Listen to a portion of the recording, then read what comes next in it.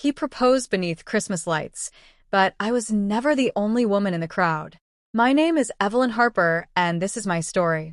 They say Christmas lights reveal love, but sometimes they expose lies. He knelt beneath a sky of glowing bulbs, promised me forever, and thought his past was buried. What he didn't know was that betrayal has a memory, and karma keeps receipts. This is not a petty revenge story. This is poetic justice. Before I continue, please subscribe to my channel to see more interesting stories. Thank you. The night he broke me. Chicago, Illinois. The cold cut through my coat, but it was nothing compared to the ache spreading through my chest. Christmas lights wrapped the plaza like a dream, gold, white, perfect. The kind of place people propose in movies. And there he was, Daniel Rhodes, on one knee, ring trembling in his hand. People clapped. Phones were raised. Someone cried. I smiled because my heart didn't know what else to do. But just before I said yes, I saw her. She stood across the square, half hidden by a Christmas tree display. Dark coat. Familiar posture. The woman Daniel once swore had meant nothing. Lena, his ex. Her eyes locked onto mine, not shocked, not surprised. She smiled. That smile told me everything before Daniel even slipped the ring onto my finger. Later that night, in our hotel room overlooking the Chicago River, I asked him calmly, "Why was Lena there?" He laughed. "Too fast. You're imagining things. But betrayal has a smell." And it was already in the room. That night, while he slept beside me, I stared at the ceiling and made a decision. I wouldn't scream. I wouldn't confront. I would wait. And waiting, I learned, is where real revenge is born. The ring that lied. Chicago, New York City. The ring was heavy. Not because of the diamond, but because of what it represented. On our flight back to New York, Daniel held my hand like a man in love, kissed my knuckles, whispered about venues and guest lists. I nodded, smiled, played the role perfectly.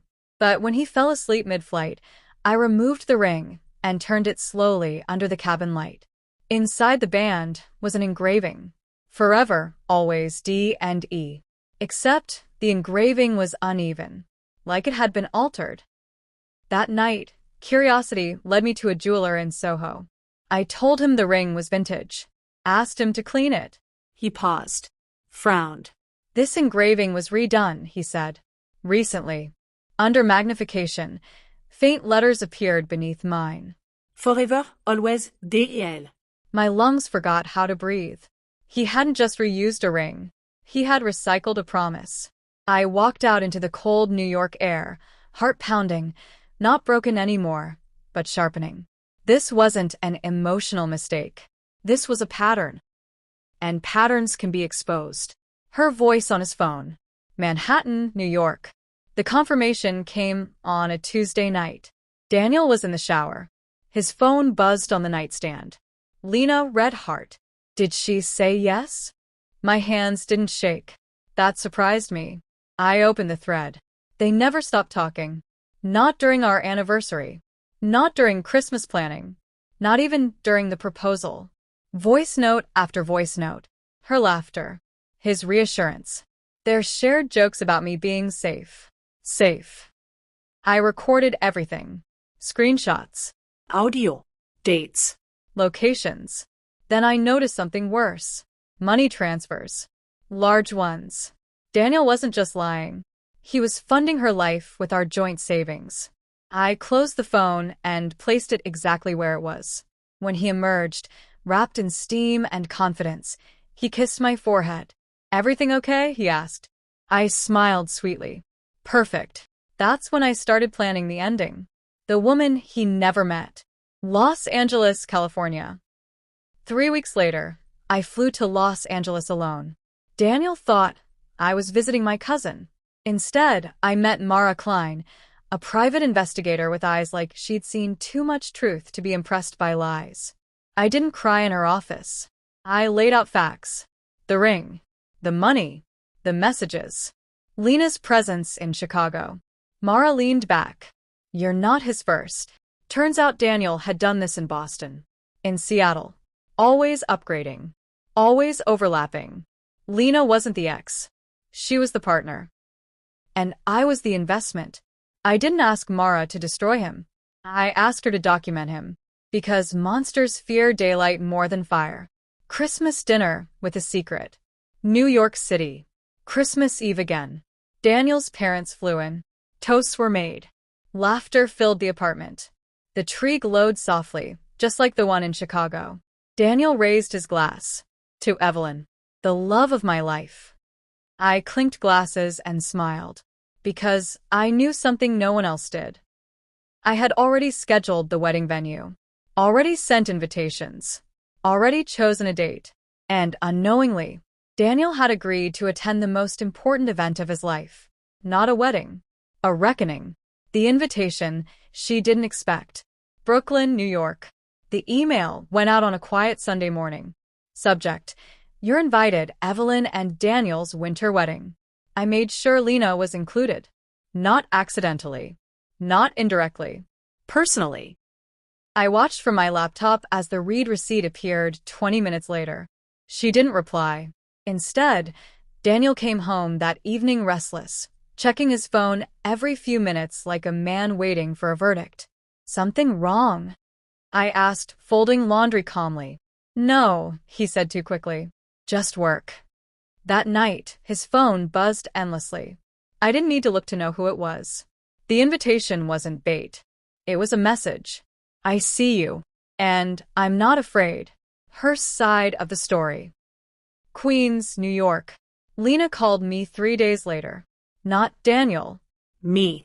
I think we should talk, she said, voice smooth, practiced. We met at a cafe in Queens. Public. Neutral. She studied me like a mirror she hated. You're wasting your time, she said. Daniel always comes back. I smiled. Then why are you here? Her confidence cracked. She told me she'd been with him for 8 years. That he promised marriage to her first. That the ring was originally hers. I listened. Because revenge doesn't rush. It records. When she finished, I leaned forward. I know, I said softly. I invited you, so you wouldn't miss the ending. Her face went pale. The money trail. New Jersey. Mara sent me the report. Bank records. Shell accounts. Payments disguised as consulting fees. Daniel had been laundering money through Lena's startup. One that barely existed. Worse? He had taken loans in my name. I didn't confront him. I forwarded everything to my lawyer instead. Justice, I learned, is most powerful when it's silent. That night, Daniel proposed setting a joint wedding account. I agreed, smiled, signed, and quietly placed my signature on the document that would later expose him. The rehearsal, that wasn't. Boston, Massachusetts. Daniel insisted we visit Boston for wedding planning. Mara followed. Turns out Boston was where it started. The same florist. The same photographer. The same engagement speech. I stood in the hotel bathroom, listening as Daniel repeated vows he'd memorized years ago. Something inside me finally stopped hurting. He wasn't special. He was predictable. And predictability is weakness. The date that changed everything. New York City. The wedding date was set. December 30th. The venue? A historic ballroom overlooking the Hudson. What Daniel didn't know was that the contract wasn't under our names. It was under mine alone, and included a clause for event repurposing. This wouldn't be a wedding. It would be a public unveiling. And every lie he told from this point on would be told under spotlight. When he started watching me. New York City. Daniel changed after Boston. He began asking questions disguised as affection. Who were you texting? Why are you smiling at your phone? Did you always lock your laptop? I played confused. Gentle. In love. But inside, I counted every suspicious glance like beads on a rosary. One night, I caught him scrolling through my email while I pretended to sleep. That's when I knew. He sensed the shift, but not the source. Fear makes liars sloppy. And Daniel was unraveling beautifully. The friend who chose sides. Philadelphia. Pennsylvania. I took a train to Philadelphia to meet Rachel, Daniel's closest friend and best man. I didn't accuse. I didn't demand. I told the truth. Showed her the records. The messages. The ring. She cried. Then she apologized. Not for Daniel. For herself. I helped him hide Lena, she whispered. I didn't know it would go this far. Rachel agreed to testify if needed. That was the moment I stopped feeling alone. Lena's desperate move. Manhattan, New York. Lena showed up at my apartment unannounced. Her mascara was smeared. Her confidence gone. He's slipping away, she said. You're changing him. I laughed. Not cruelly. Honestly. You can have him, I said. After December 30th. She didn't understand. That night, she sent Daniel an ultimatum. Marry her secretly, or lose her forever. I watched from the shadows as Daniel chose neither. Cowards always delay. The contract he never read. New York City. Daniel signed the prenup. Without a lawyer. Without questions. He trusted me. That was his final mistake. The document didn't protect me. It protected the truth. Assets tied to deception. Clauses triggered by fraud. When my lawyer smiled and said, "He's done," I finally exhaled. The calm before the storm. Hudson Valley, New York. 3 days before the event, snow fell heavy and clean. Daniel held me by the window. I can't wait to marry you, he whispered. I rested my head on his chest. Because endings deserve tenderness, too. And storms always sound quiet.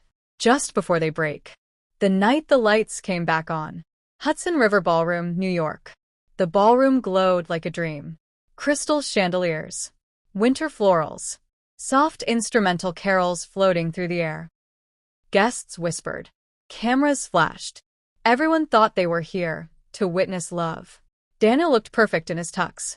So did Lena, standing near the back, invited, dressed in red. I met her eyes across the room. She looked confused. Good. When the music stopped. New York City. As I stepped onto the stage, the pianist paused. Daniel reached for my hand. What are you doing? I took the microphone. I want to thank you all for coming, I said.